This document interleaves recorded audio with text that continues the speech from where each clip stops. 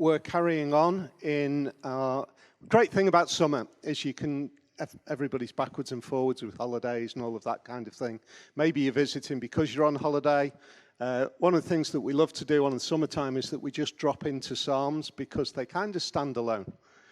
There is a flow to them. There's definitely a continuation from through the book of the Psalms, but it gives the opportunity to just have the time to spend in just one little section, and it's not looking forward to next week. It's not reliant on last week.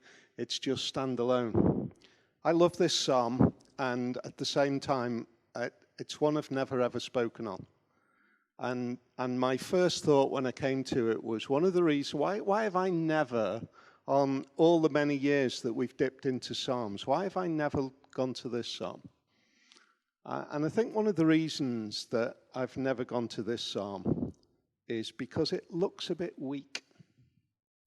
Kind of looks a bit weak. It looks like it's a bit soft. But then when I started to dig into it and think about it in preparation for today, it really hit me how that is far from the truth. Because it speaks to the very essence of our human experience, I think. Which is that we are as people, and we have been for all of humanity, pursuers of knowledge. We've sought out knowledge. We have a never-ending search for knowledge. I was fascinated to find that, I don't know whether you've seen it in the news, Stonehenge suddenly found that some of the stones for Stonehenge come from Scotland. Now, we had been up to Scotland. Have you driven up to Scotland? It's a bit of a drive. We've got wheels on our cars. We're pretty sure that the wheel wasn't invented when Stonehenge was built. But drive down to Wiltshire and it's as far in the other direction, isn't it? And the great big huge chunks of stone somehow got from up there to down there. That's pretty amazing. There was a pursuit of knowledge. There was a desperate desire to find out, to achieve, to do things. We continue. We want answers to questions. We want to know what it is about the terrible things. Why is there such terrible evil in the world? Do you know what? I started off when I was first in ministry. I thought that I knew all of the answers to that kind of thing. And the further down the line you go, you realize, I haven't got the answers to that. I don't know, but I know where to go for some peace. And I think that's where it starts to get to. We want to know what the foundation of knowledge is. It's really interesting that John picked up on that idea, which was as much a critical question in the time of Jesus as it is today. Where does the source of knowledge come from? The Greek philosophers were pursuing it, and they recognized that they called it the Logos. Where is the Logos? And John, in his opening words of his gospel, says, in the beginning was the Word, and the Word was with God, and the Word was God. The word is Logos. John says, let me tell you about the source of all knowledge. We're still at it. We're still at it. Absolute incredible advances in AI. And then we want to take it on even further, where we want to make neural networks that replicate the way the brain works even more. Recognizing there's something special with the way the brain works, let's make our compute look like that. Limitless power with nuclear fusion. All of these huge questions, they're pertinent. Let me see if I can get that further away from my mouth. Try not to pop as much. The genius mathematician, Alexander Grothendieck, died in isolated obscurity. He was a genius. The more he dug into the foundation of mathematics and saw how it could answer so many questions, the more he saw there was some sort of that there was a deeper knowledge here, and he pursued it, and he pursued it. And the last writings were just massive kind of desperation to answer the question of the problem of evil from a foundation of mathematics, and he finally died. It seems a kind of shattered person. He couldn't answer the questions, but he was onto something. Some of his research is now being dragged out of obscurity as maybe this answers the questions of how to develop the latest levels of AI. All of that seems huge, doesn't it? That's all kind of knowledge out there, but we're in the same place, aren't we? We want answers. We desperately want answers to our own experiences. Why this? Why that? How this? How that? How do I live my life without knowing more than I currently do? And yet at the same time, we've got an instinctive knowledge that there are some things that we'll never find the answer to. And that leaves us in a desperate place. Human experience, I think, the pursuit of knowledge, I think, is something more than just the positive pursuit of knowledge. I think it rests on the idea that if we can't answer the question, humanity is going to fall off the edge because there's nothing beyond our knowledge. Is that the case? Is human knowledge the full extent of all knowledge? And if it is, we are in a constant experience of constant anxiety, or is there something beyond? The psalmist here, I think, gives us 5 steps which are critically important for us to find peace. First we see, if we can get it's going to be really easy for the guys at the back. You're going to have to follow the text this afternoon and put it up once. We're there, we're good to go. Psalm 131 verse 1, look at the first phrase. My heart is not proud, Lord, my eyes are not haughty. That sounds like a very humble, weak kind of thing, doesn't it? That's maybe why, as I've opened up this psalm over many years, I've thought I'll go to another psalm, or maybe I'll do this psalm, because it doesn't feel like something really dramatic to capture our attention and speak into our human experience. And yet, contrary, I think, to that being a passive decision or posture, it is a fight. It is a fight to put ourselves in that place. Because our human experience, our human tendency is for self-reliance, isn't it? To be self-reliant.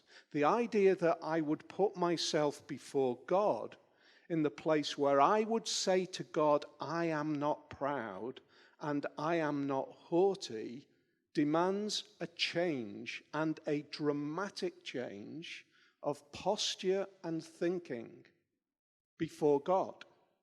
Because our tendency is to be self-sufficient and have God either out of the picture or out on the side. And when we get to the realization that the opening phrase of this psalm is a fight for us to be in that place rather than a simple and relaxing decision to be, it is something that I think is dramatic.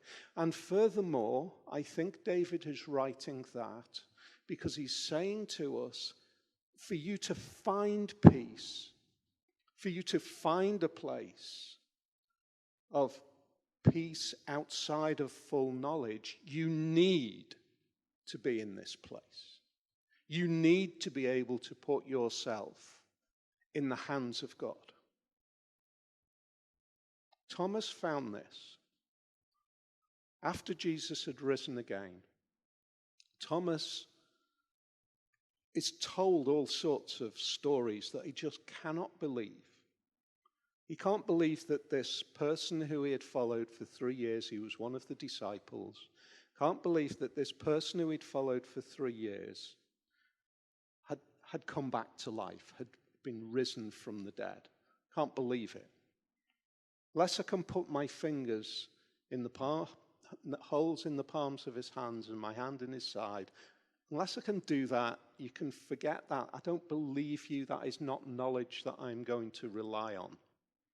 And then Jesus appears to him. In John chapter 20, 26, we read this. A week later, his disciples were in the house again, and Thomas was with them. Though the doors were locked, Jesus came and stood among them and said, "Peace be with you." Then he said to Thomas, "Put your finger here, see my hands. Reach out your hand and put it into my side. Stop doubting and believe."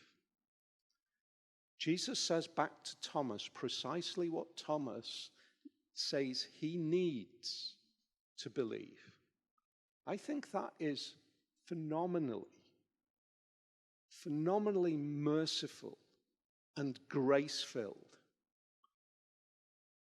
Jesus has been telling them who he is and has been giving them all sorts of indications that he will rise from the dead. His most intimate 12 followers, of which Thomas was one, and then Thomas hears the idea that Jesus has risen from the dead, and he refuses to believe. There would be every expectation that Jesus would appear before Thomas and say, "Thomas, what's up with you? Get a grip. I told you that this was, who are you? Have you not been listening for 3 years?" What does he do? He says, the very thing that you say you need is what I will give you. That is astounding grace that Jesus shows to Thomas. He doesn't actually go and place his hands in his side and his fingers in the nail holes. He doesn't do that. What he does is he changes his whole posture before God in Jesus, and he says, "My Lord and my God." There is a dramatic transformation that comes for Thomas when he understands the true identity of Jesus. And in understanding the true identity of Jesus, his posture before him changes. I think Thomas, up to this point in time, has had Jesus almost alongside him. Yes, he's looked up to him as a teacher, but he's not placed himself in absolute humility before Jesus. But when somebody rises from the dead, Thomas recognizes, that changes everything. And therefore he becomes somebody worthy of me saying, "You are my Lord and my God. You are supremely over me." That's the first, and that's the starting point.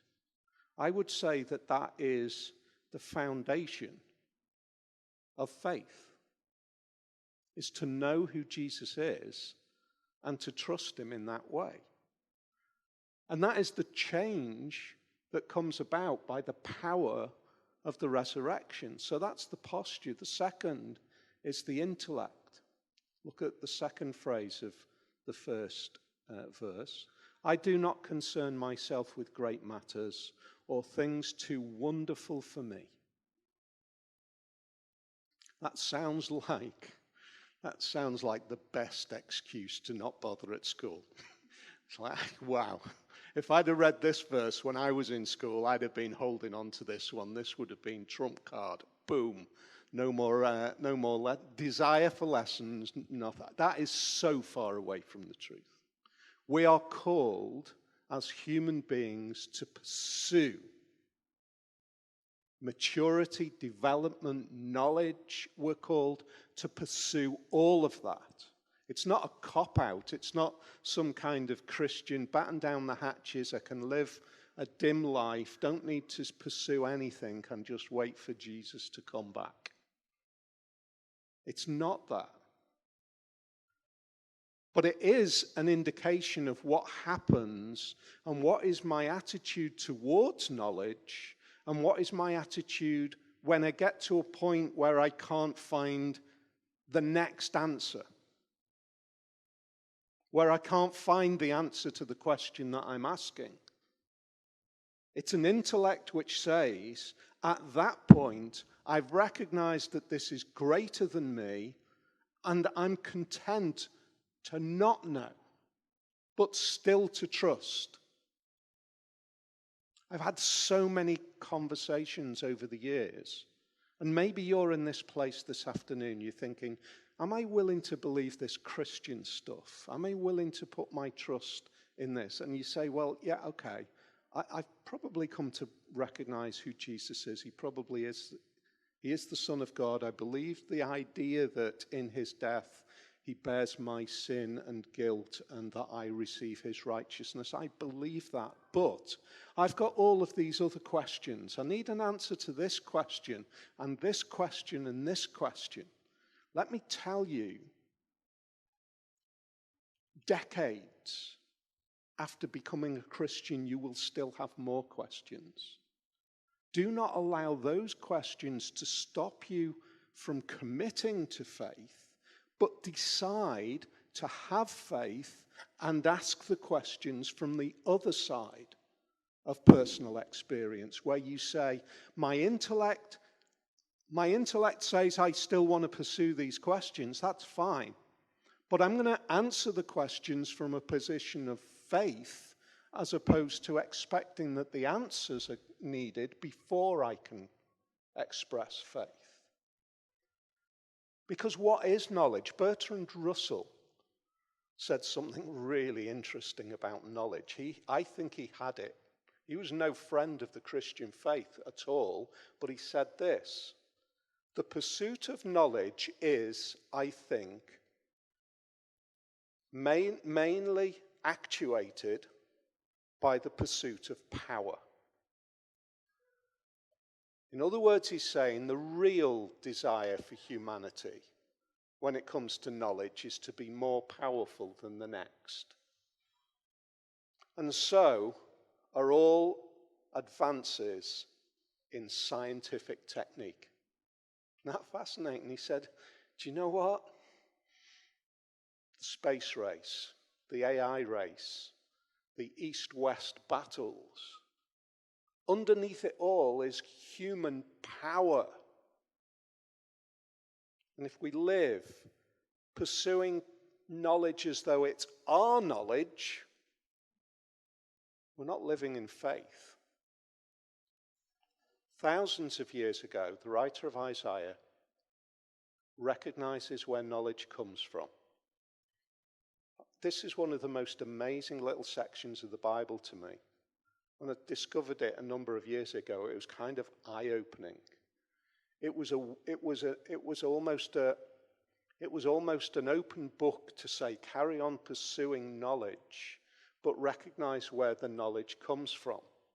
There's a whole description about how skilled agriculturally the people had become. Grain must be ground to make bread, so one does not go on threshing it forever.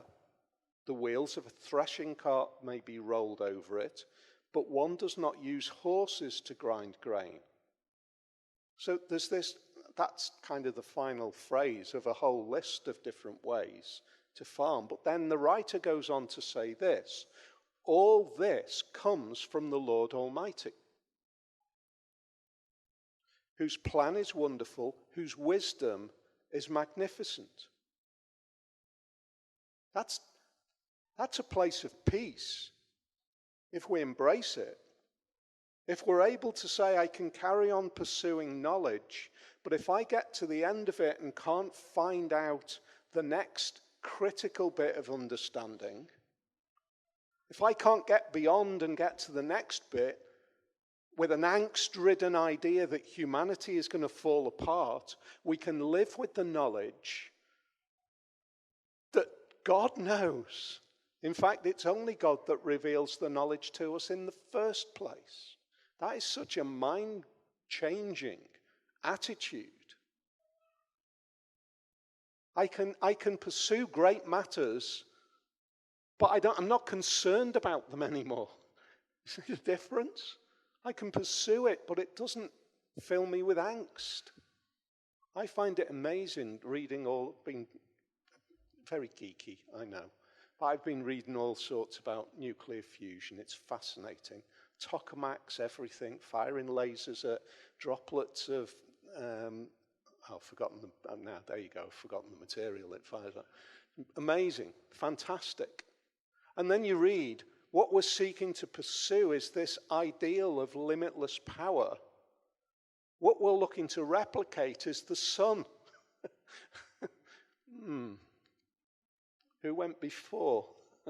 Who went before our knowledge of sea? I love the idea. It would be amazing. It would be world-changing if humanity was managed to cross that line and produce limitless power with nuclear fusion. It would change all sorts of things for the good. But it's already been done at the foundation of the world by the one who's delivering in drips to humanity the knowledge for us to continue to pursue. And there is a peace to know that. There is a contentment. So we've got a posture, we've got an intellect, now we've got contentment. Look at verse 2. But I have calmed and quieted myself. The true knowledge of this can work on us and in us. I have calmed myself. Are you grappling with something really challenging in life? You wish you knew why X, Y, Z had happened and how it's challenging you in the way that you are experiencing right now. What David is saying is there is the possibility that I can calm myself in not knowing the answer to those questions. Because of my posture before God, because I can place myself in a position of confidence in his knowledge outside of my knowledge, my wisdom, my understanding. If I trust him, I can be okay in the situation that I'm in. That's possible. What does that mean? It doesn't depend on me anymore to know the answer. I don't need to know the answer. It doesn't depend on me. And when I've reached the end of my resource, it's him. I wrote that line in my notes, and it sparked a hymn from years and years ago. When we have exhausted our store of endurance, when our strength has failed ere the day is half done, when we reach the end of our hoarded resources, our Father's full giving is only begun. The person who wrote that was a lady by the name of Annie Grace Flint. When you dig into her life, she is not writing some theoretical idea here. She lost both of her parents when she was a child. Her mother died when she was giving birth to her sister. Her father died a few years later. She managed to find a way to move forward, and she started training as a teacher. In her second year of teaching, she developed a crippling arthritic condition, which she never recovered from. She knew the depths of what it meant to be able to say, when we've exhausted our store of endurance. It wasn't theoretical for her. It was real. But she was also able to say that when I am in that place, I can also trust that our Father's full giving is only begun. How many times do we know that? How many times do we experience that? That when we are absolutely crushed and on our knees, that our faith in God springs to life. Springs to life in a way that maybe it hasn't before. What we are awful at is remembering that when we start to come out of the ditch, when we start to move forward, when we start to say, okay, things are beginning to come together now. And then we get on with our self-sufficient life. And we forget what we've been through. I think Annie Grace Flint was probably able to pen that because she rarely felt as though she was getting out of the ditch. Because she was constantly in the place where she was at the end of her resources. But that is the shining light and the personal experience that many of us have had to say, that is the kind of relationship that gives me solidity and hope when I'm at the end. And that can actually be a source of contentment. We can find contentment so that we're able to say, I have calmed and quietened myself. The next phrase is, or the next word, I think, which takes us on these 5 steps: posture, intellect, contentment. I think the next one is patience, and it doesn't look very much like patience. I'm like a weaned child with its mother. Like a weaned child, I am content. I think David is incredibly thoughtful in the metaphor that he uses here. What we would expect, I think, in the way that it's unfolded, and which a metaphor that does appear in other parts of the Bible. We have the idea of a baby who's just been fed by its mother in the arms of the mother. And we have that sense of contentment. But that is not what is here. What is here is a weaned child. A child that is now no longer being fed in that world by the mother, but is now onto solid food, but knows that I'm going to stick with mum. I'm alongside mum, and I can wait for my next meal. I know that she's going to look after me.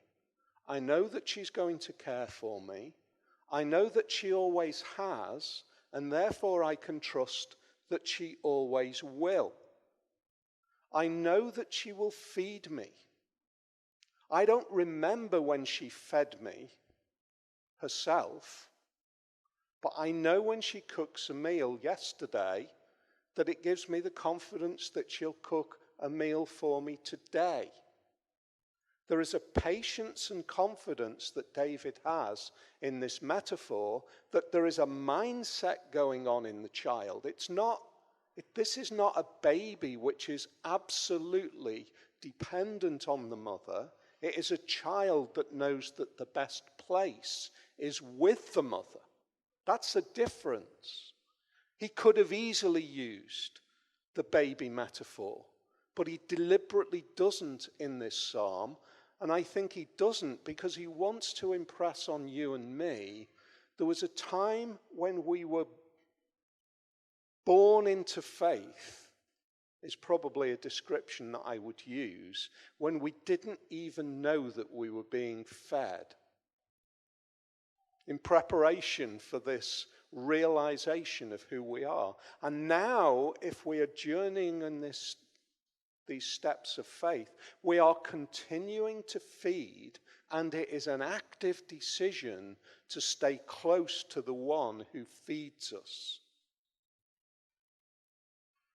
So one of the ways in which we find that contentment, one of the ways in which we find that peace, one of the ways in which we find security is in the knowledge that the one who has been faithful in the past will be faithful in the future. And the way that we know it is because we listen to him speak. We embed ourselves. We surround ourselves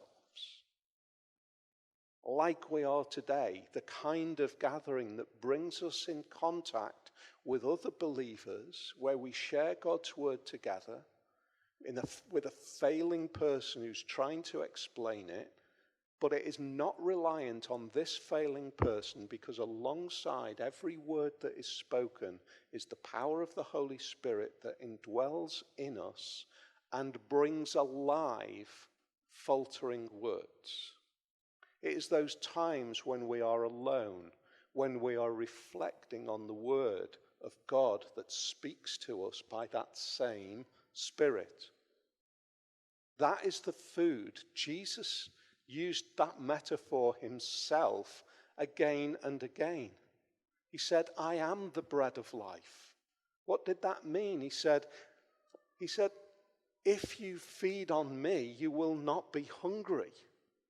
Do you know what? There's people who have held on to that when they have literally starved to death as believers. How does that work?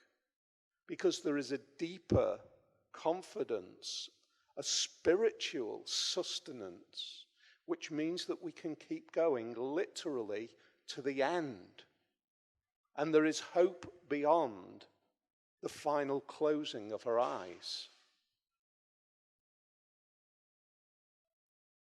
Paul encourages believers to hold on to this in Romans chapter 12 and verse 1, and he says this: I urge you, brothers and sisters, in view of God's mercy, because of God's mercy, to offer your bodies as a living sacrifice, holy and pleasing to God.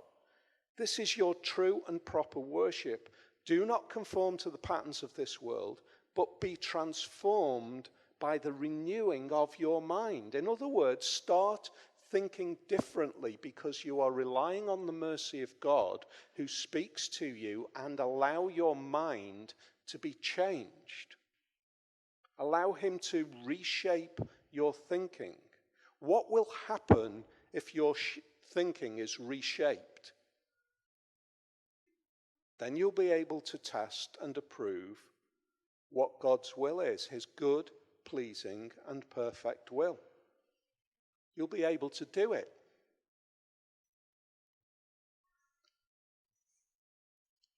Do you think you can make that kind of change?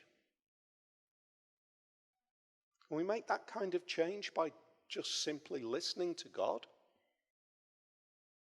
Can we make that kind of change, true contentment in our lives, simply by listening and trusting in him? Well, the final one is an encouragement, and it's verse 3. Israel, put your hope in the Lord, both now and forevermore. David, the shepherd king, is writing to the whole of the nation, and he's saying, this is me. This is how I've coped. This is how I've found contentment. I want to encourage you to do the same. That's what he's saying.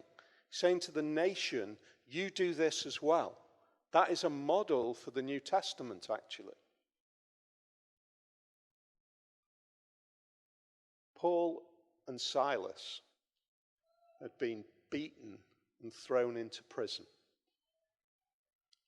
for speaking about Jesus.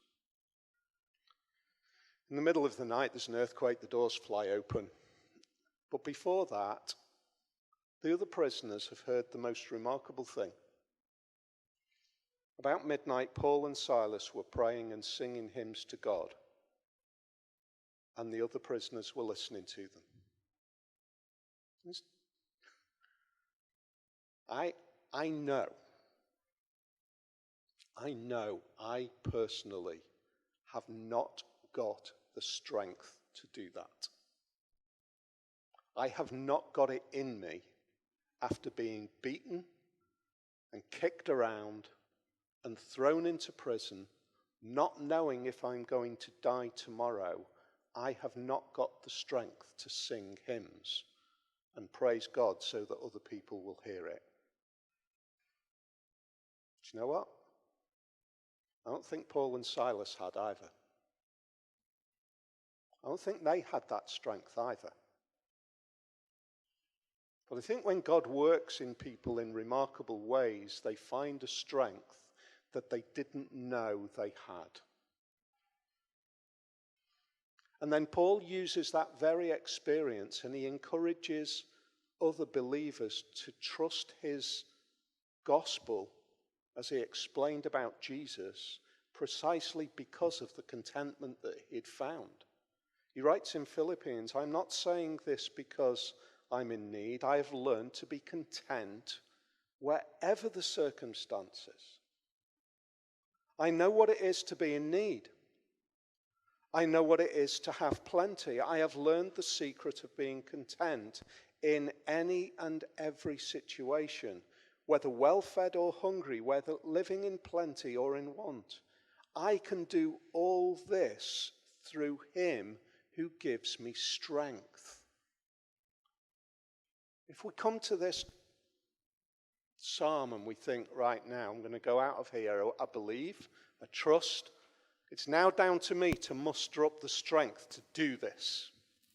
We have completely missed the promise that God makes.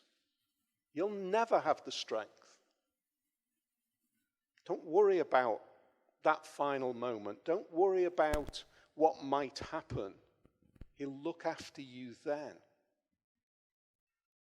But we want to know, don't we? We want to know what's around the corner. We want to know how I'm going to cope in situation X, Y, Z. And the whole idea of this is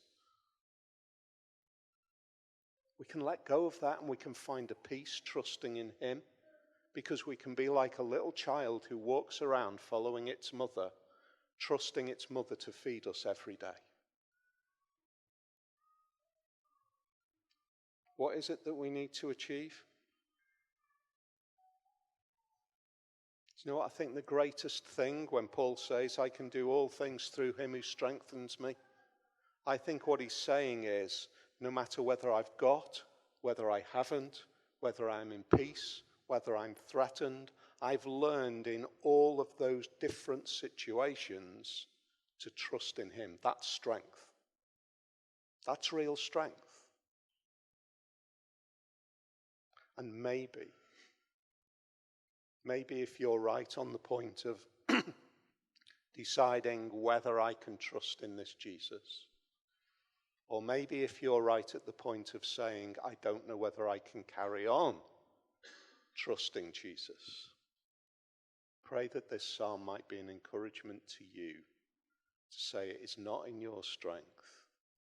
Rest back, walk alongside. He's gone before you.